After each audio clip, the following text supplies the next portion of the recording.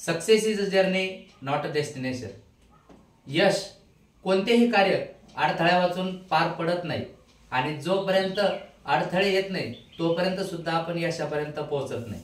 आणि म्हणूनच यश मिळवताना आपल्याला खूप काही संघर्ष पण करावा लागतो, परंतु जेव्हा केव्हा यश मिळताना तेव्हाचा आनंद मात्र वेगळाच असतो.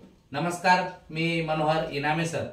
या व्हिडिओच्या माध्यमातून खास करून आपल्या सर्वांना आवर्जून मी सांगू इच्छितो, मी सध्या रत्नागिरी जिल्ह्यामध्ये आहे आणि या रत्नागिरी जिल्ह्यामध्ये एका विद्यार्थ्याच्या घरी मी या ठिकाणी आलेलो आहे.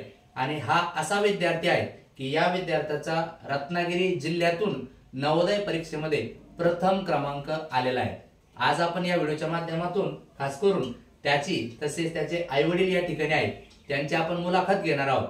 याने कशा पद्धतीने यश मिळवलं तर ते यश आपण जाणून घेणार आहोत, जेणेकरून बाकीच्यांना सुद्धा यातून प्रेरणा मिळेल आणि भरपूर विद्यार्थी अशा परीक्षेमध्ये सक्रिय सहभागी होऊन यशापर्यंत पोहोचतील.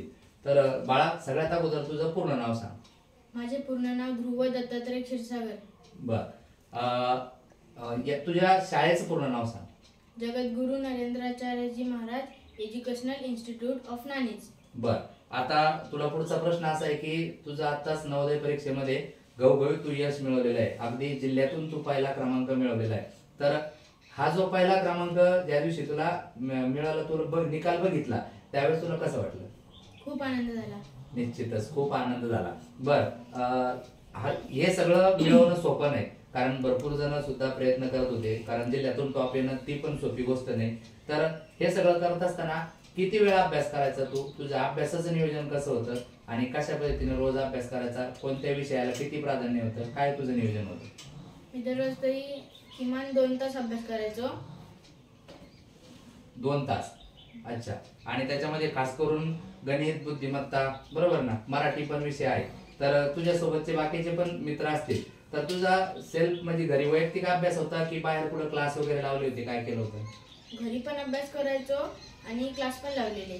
बिलकुल, निश्चितच या ठिकाणी घरी पण अभ्यास आणि विशेषतः क्लास तर असतातच, मान्य आहे, परंतु त्याच्या पलीकडे स्वतः आपण जोपर्यंत मनापासून मेहनत घेत नाही तोपर्यंत कुठलं यश मिळत नाही. तुझं आयुष्यात स्वप्न काय? मला क्रिकेटर व्हायचंय.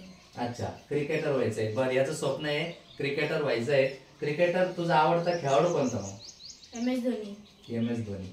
बर, या ठिकाणी याला क्रिकेटर व्हायचंय, परंतु याच्यामध्ये बौद्धिक क्षमता खूप म्हणजे फार प्रगतशील बौद्धिक क्षमता याची आहे असं आपण या ठिकाणी म्हणू शकतो. त्याचे आई वडील पण या ठिकाणी आहेत, आपण त्यांच्यासोबत सुद्धा एक चर्चा करूया. सर नमस्कार. ज्या दिवशी निकाल लागला, निकाल लागल्यानंतर तुम्हाला लक्षात आलं की माझ्या मुलाचा जिल्ह्यातून प्रथम क्रमांक आला, त्या दिवसाची भावना आणि जेव्हा तुमचा मुलगा परीक्षेला बसला होता तर त्या दिवसापासून तर निकाल लागेपर्यंतचा प्रवास, याच्यामध्ये तुम्हाला तुमच्या मुलावरती कुठपर्यंत विश्वास होता? काय एकंदरीत काय फिलिंग होती ती? नक्कीच, ज्या दिवशी परीक्षेला बसला त्या परीक्षेच्या आल्याच्या नंतर त्याचे परीक्षे पेपर चेक केला होता. त्यानंतर आईला आणि त्याला विश्वास होता का निकाल नंबर लागू शकतो, कारण तर जे आमचे मार्गदर्शक ते सांगायचे, पण मला पूर्ण गॅरंटी नव्हती का त्याचा नंबर लागेलच म्हणून. पण ज्यावेळेस निकाल लागला त्यानंतर समजलं का त्याचा नंबर लागलेला आहे, त्यावेळेस सगळ्यांनाच खूप आनंद झाला. एवढा म्हणजे अविश्वसनीय वाटत होता आम्हाला, कारण त्याची जी अभ्यास करण्याची हे होती तर त्याला थोडासा कंटाळा यायचा, पण तरी पण त्यातून त्याला यश मिळालं. त्या यशामध्ये त्याच्या आईचा सिंहाचा वाटा आहे, कारण ती सकाळी 5 वाजल्यापासून त्याचा अभ्यास घ्यायची, त्यानंतर नरवणे सरांचा ऑनलाईन क्लास घ्यायची, त्यानंतरचं जे काय असेल जास्तीचं मार्गदर्शन ते मी स्वतः करायचो. आणि जे काय सराव प्रश्नपत्रिका असेल, साधारणतः मी 100-125 सराव प्रश्नपत्रिका त्याच्याकडनं सोडून घेतलेल्या आहे, त्या चेक केलेल्या होत्या. मग ते ज्यावेळी चेक केल्या त्यावेळी 80 पैकी साधारणतः 70, 72, 74, 76 प्रश्न बरोबर यायचे. त्यामुळे कुठेतरी विश्वास वाटायला का नाही तू मिळू शकते, कारण बाकीच्या मागच्या वर्षीचा निकाल पाहता 72 प्रश्नपर्यंत ज्याच्या बरोबर त्याचा नंबर लागलेला होता. पण ज्यावेळेस निकाल लागला त्यावेळेस त्याचे 76 प्रश्न बरोबर होते. त्याची नवोदयचे मार्क समजत नाहीत, पण आम्ही जे त्याची उत्तरसूची दिलेली होती आमच्या सरांनी आणि यानं प्रश्नपत्रिका ज्या टीका केल्या होत्या त्यावरनं साधारणतः त्याचे 76 प्रश्न बरोबर होते. आणि ज्यावेळेस नवोदयची लिस्ट नवोदय कॉलेजकडनं आली तर त्यावेळेस आम्हाला तर शॉकच लागला का यानं एवढं अभ्यास म्हणजे तेवढं एन्थुजियास्टिकली अभ्यास केलेला नव्हता, पण त्याचा नंबर जो 1 नंबरचं नाव होतं. आणि त्याच्या सरांनी, जे नरवणे सर आहेत मार्गदर्शक, त्यांनी सांगितलं का मुलानं तुमच्या जिल्ह्यात पहिला नंबर मारलेला आहे म्हणून. म्हणजे त्यावेळेस तर शब्दच नव्हते भावना व्यक्त करण्यासाठी. बिलकुल बिलकुल, निश्चितच. आणि मुलाने अशी प्रगती केल्यानंतर किंवा मुलाचं जर जिल्ह्यात नाव या ठिकाणी झालं तर कोणत्याही वडिलाला आनंद झाल्याशिवाय राहत नाही.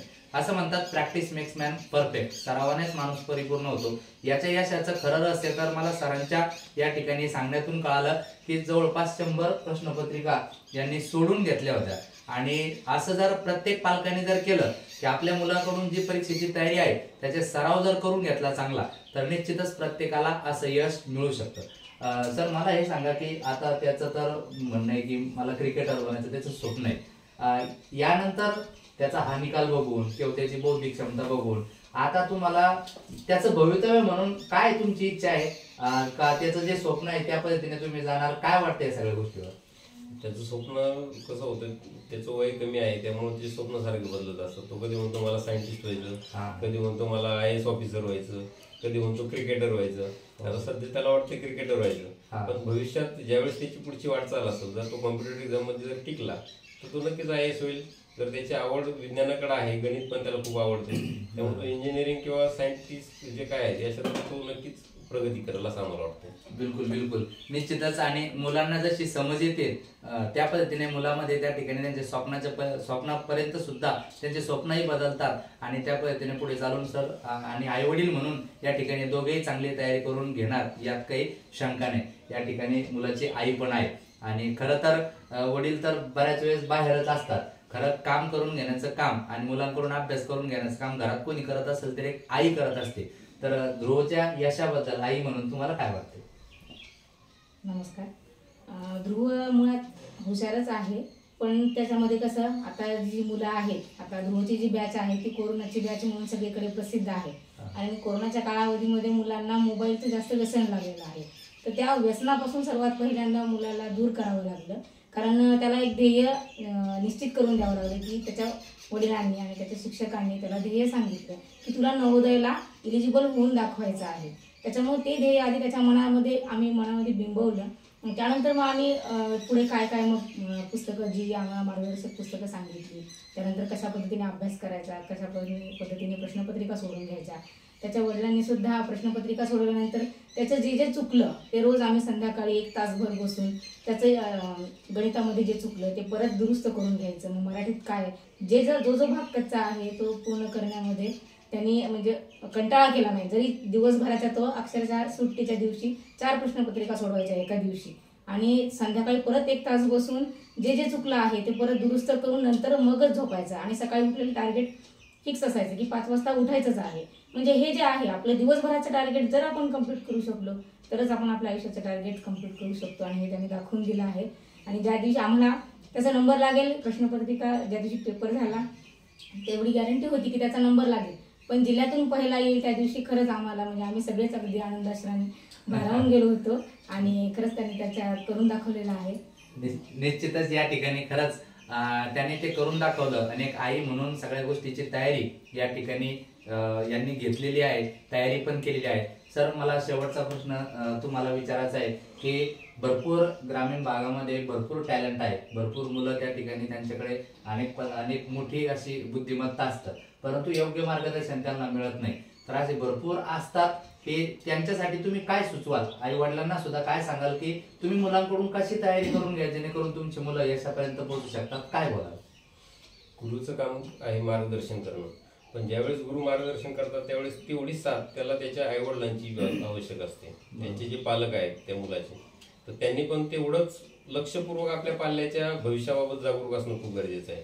कारण मुलांना समजत नसतं, शिक्षक सांगतात सगळी मुलं ऐकतात असं पण काही नाही, ते ऐकतात आणि सोडून पण देतात. पण जर पालक त्याचे पाठपुरावा सतत करत राहिले तर त्याला यश नक्कीच मिळणार आहे. कारण जर मुलाला यश मिळवायचं असेल तर त्यासाठी हार्डवर्क शिवाय दुसरा पर्याय नाही. बिलकुल. आणि सरावातनं प्रॅक्टिस मेक्स मॅन परफेक्ट आपण होतो. सरावातून ज्या चुका झाल्या त्या आपण दुरुस्त केल्या तर आपल्याला नक्कीच यशाचा कुठंतरी आपण अंतिम टप्प्यात असू आणि यश आपल्या नक्कीच पायाशी लोळून घेणार आहे.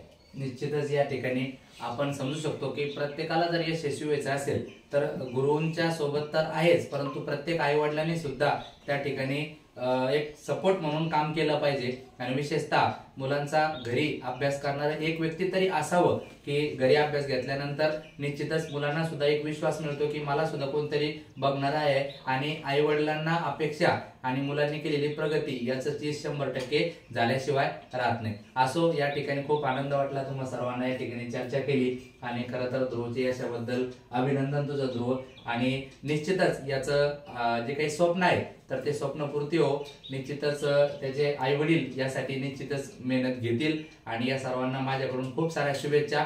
या व्हिडिओच्या माध्यमातून मी फक्त आपल्या समोर ही जी यशोगाथा आहे हे का मांडली, कारण असे भरपूर ग्रामीण भागात विद्यार्थी आहे जे तयारी करतात परंतु त्यांना कुठेतरी मोटिवेट होणं सुद्धा गरजेचं आहे आणि निश्चितच या गोष्टीतून त्यांना मोटिवेशन मिळावं आणि त्यांनी पण चांगला अभ्यास करावा म्हणून इथून पुढे अशा अनेक प्रकारच्या स्पर्धा परीक्षेचा अभ्यास करणाऱ्या सर्वांसाठी समर्पित हा व्हिडिओ आहे. नक्कीच व्हिडिओ आवडल्यास नक्कीच आपल्या चॅनलला लाईक, सबस्क्राईब, कमेंट आणि शेअर करायला विसरू नका.